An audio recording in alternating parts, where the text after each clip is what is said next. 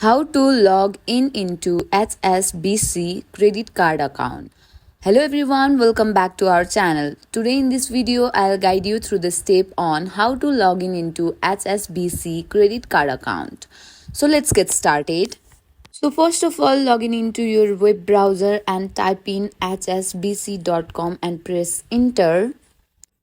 Once you are on the home page, click on the online banking option at the top right corner of the page. Then tap on the personal banking option and also select or type the location. And then tap on the go. Now you will be taken to the login page. Here you will need to enter your username and password in the respective fields. If you use the Hsbc secure key, you will need to generate a security code. If you don't have a secure key, you can skip this step. Finally, click on the login button to access your account.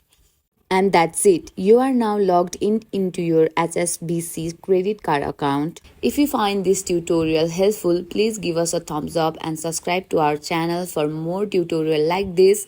See you on the next video.